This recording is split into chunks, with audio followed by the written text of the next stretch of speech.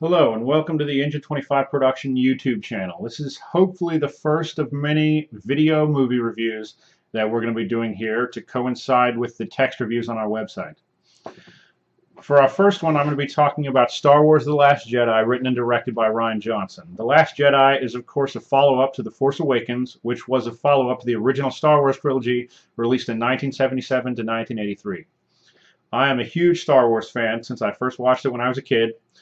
I was super excited for The Force Awakens, and I loved that film, and could not wait to see where the new characters like Rey, Kylo Ren, Poe, Finn, as well as the original trilogy characters, Luke, Leia. Unfortunately, Han Solo didn't make it out of The Force Awakens, but I'm super excited to see where they end up at the end of Episode 8, leading into the finale of this new trilogy.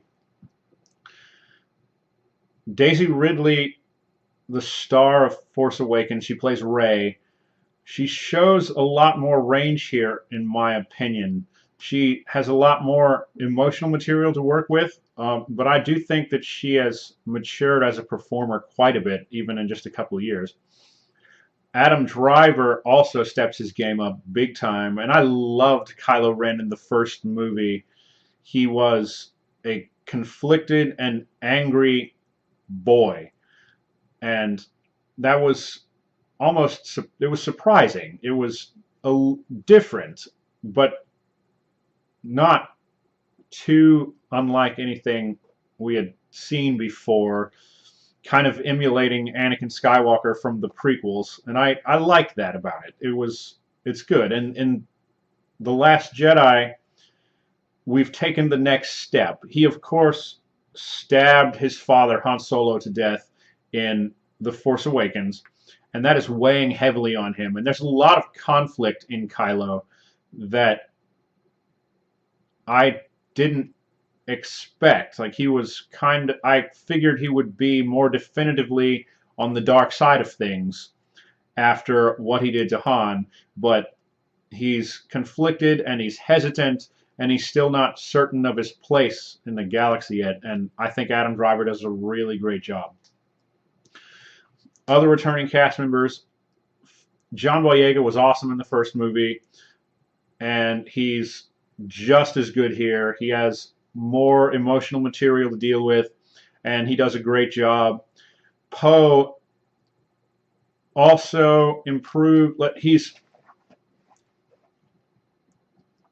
Oscar Isaac was charming and funny and snarky in the first movie, and yet again, he just has more to work with here.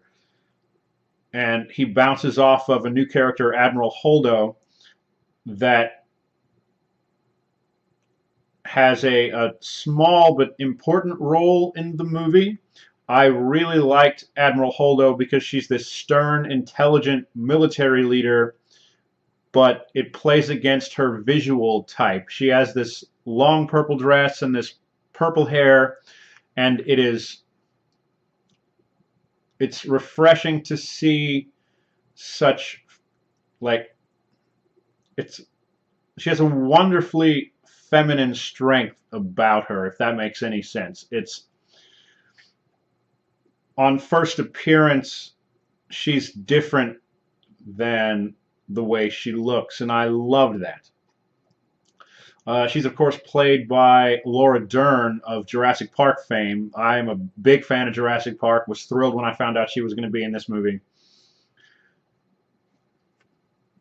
One other major returning cast member is Rose, played by Kelly Marie Tran.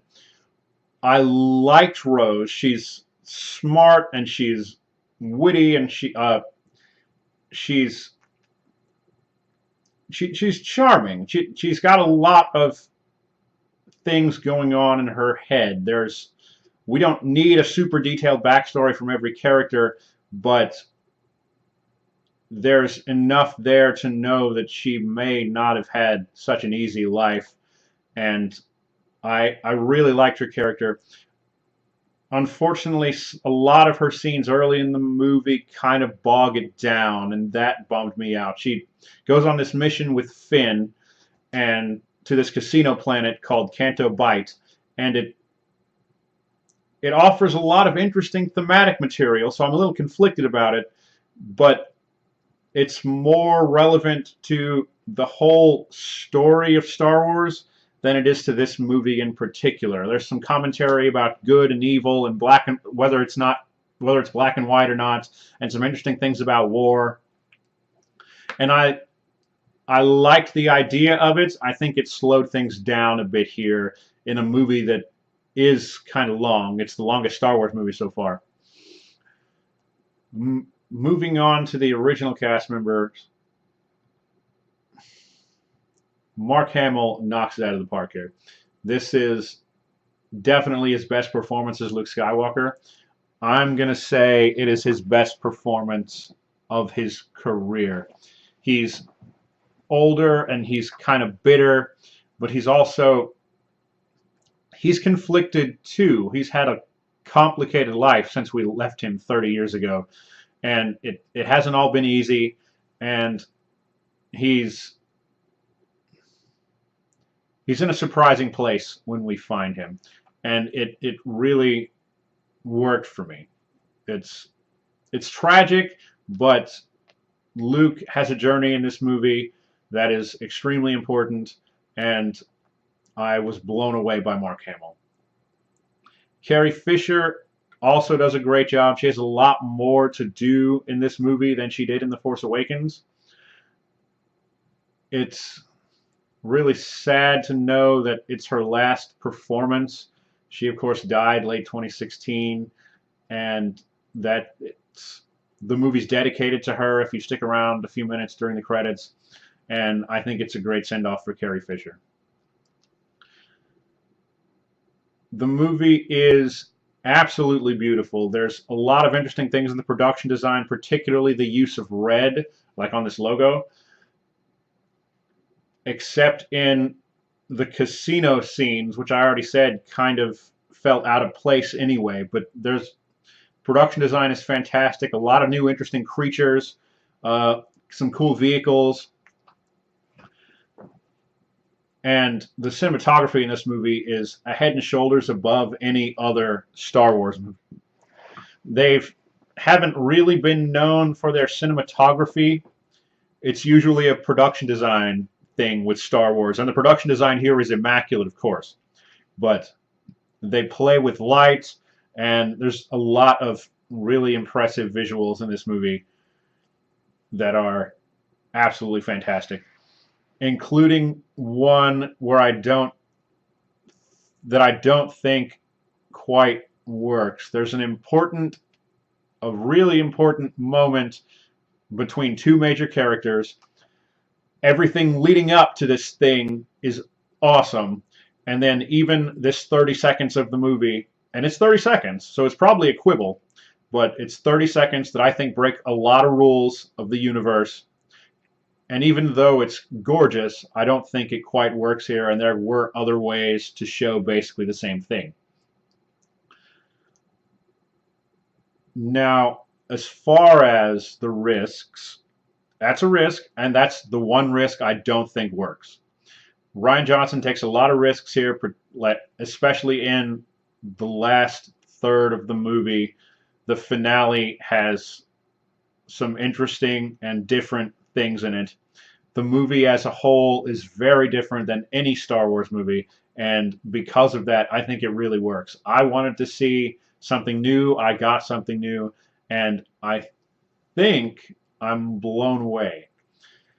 Still processing, but in general, I loved The Last Jedi. It is exciting, and it's new, and it's different, and it's emotional, and I wish I could say more, but I will be back next weekend with some friends of mine who are huge Star Wars fans. We'll be doing a full spoiler cast, and I'd like you, if you didn't hate this video, to come back and give that a listen. We'll also be giving away one of these, Star Wars The Last Jedi Incredible Cross Sections.